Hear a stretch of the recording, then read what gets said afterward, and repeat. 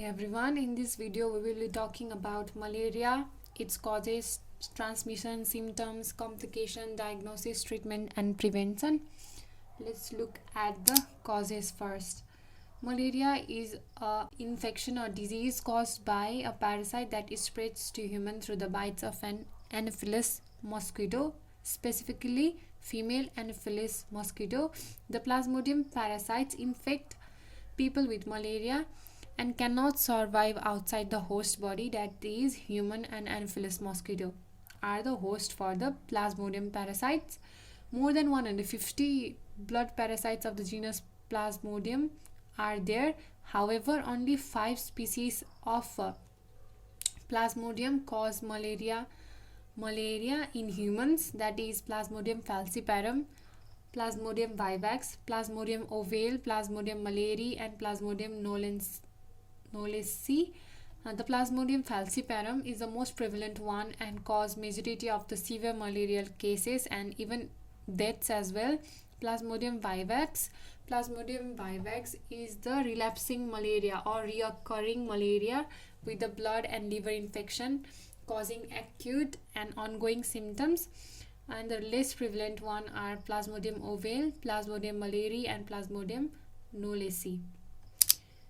The transmission cycle of the malarial parasites includes different phases, like the malaria spreads when the mosquito become infected with the disease after biting an infected person, and the infected mosquito then bites a non-infected person, and the malarial parasites enters the person's bloodstream and travel to the liver, and when the parasites mature they leave the liver and infect RBCs. Other mode of transmission includes different factors, like from mother to unborn child through blood transfusion and by sharing needles used to inject drugs. First, let's see at this figure. The Plasmodium sporozoite infects the mosquito bites a person transmits through in utero transmission as well, and the person gets infection in his or her liver cells, and after infecting liver cells the sporozoite transfers to RBC. Then the second mosquito bites that person and transfer infection to itself. Then again the mosquito will bite second healthy person and the cycle continues. What are the symptoms of the malaria? The malaria symptoms range from very mild illness to very severe disease and might even cause death as well. Usually the symptoms starts from 10 to 15 days of mosquito bite. The early symptoms include fever and flu-like illness, chills, headache, muscle ache and tiredness, nausea, vomiting and diarrhea may also occur. If not treated quickly, the infection can become severe as well. And the severe symptoms include kidney failure, seizures, bloody stool, mental confusion, coma, and sometimes the malaria symptoms can be similar to that of cold and flu symptoms, so it might be hard to tell what you have, either cold or flu or malaria.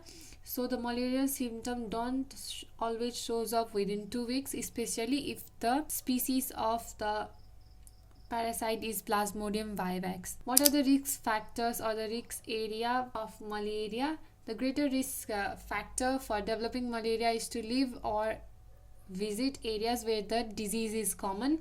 This includes tropical and subtropical region of Sub-Saharan Africa, South and Southeast Asia, Pacific Islands, Central America and Northern South America.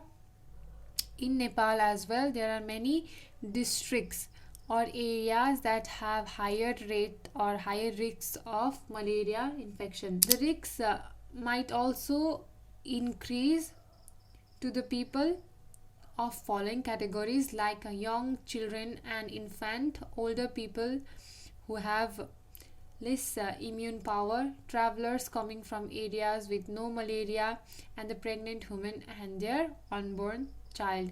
In many countries with high malaria rates, the problem is worsened by the lack of any type of preventive measures, medical care, and information.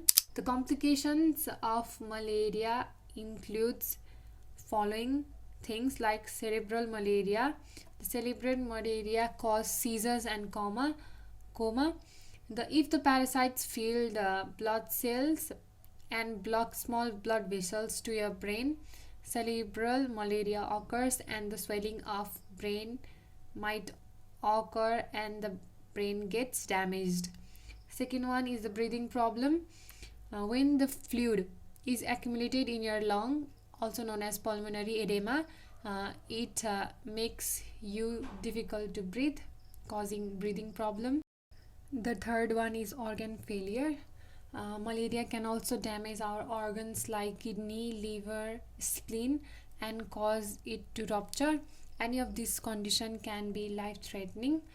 The fourth one is anemia. Anemia is a result of not having enough RBCs to supply oxygen to your tissues. The fifth one is low blood sugar. Sometimes the severe form of malaria can also cause hypoglycemia, and the very low blood sugar can result in coma or sometimes death as well. Malaria can also reoccur, typically causing milder form of disease, and can persist for years and cause relapses. Talk about the preventive measures that we can take against mosquito bites. Mosquitoes are mostly active during the time between dusk and dawn. So if you are living or traveling to an area where the malaria is common, then following steps should be taken to avoid any type of mosquito bites. First of all, cover your skin, wear long sleeve clothes, and long sleeve clothes like full shirt, pants, and socks as well. The second one is to apply insect repellent to your skin. Use any type of insect repellent that is registered with the Environmental Protection Agency on any exposed skin.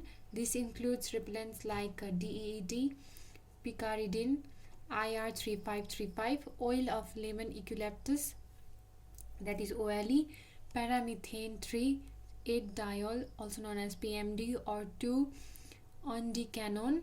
Do not use this spray directly on your face because it contains harmful chemicals.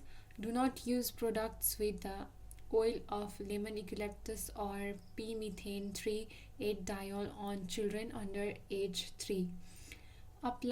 Third one is to apply repellent to your clothes. Spray containing permethrin are safe to apply to your clothes. And the fourth one is to sleep under a net, like bed nets, particularly those treated with insecticides like permethrin, helps to prevent mosquito bites when you are sleeping. Diagnosis. Some of the laboratory tests that we do to diagnose malaria are blood smear test, rapid diagnostic test, molecular test, antibody test, and drug resistant test. These tests are done to diagnose malaria. And what are the malaria medications? The first one is chloroquine or hydroxychloroquine. This is the medicine that is given to you when you suffer from the infection caused by Plasmodium falciparum, Plasmodium malariae, or Plasmodium knowlesi, and you do not show any type of serious symptoms. The second one is Coratrum or Malarone. This is prescribed by your doctor if your infection is caused by Plasmodium falciparum and that is resistant to chloroquine. If the chloroquine does not work, then Coatrum and Malarone is given to you. And for the children who weighs less than 11 pounds or 5 kg, this drug is used. The third one is quinine sulfate plus dooxylene, tetracycline, or clindamycin. This is a treatment option for the infection caused by Plasmodium falciparum and Plasmodium Vivax if it is resistant to chloroquine. And the fourth one is primaquine phosphate. This is given to you as additive to chloroquine or hydroxychloroquine if your infection is caused by chloroquine resistant Plasmodium vivax or Plasmodium ovale species. It can kill the forms of these species that live in your liver and also cause you to relapse.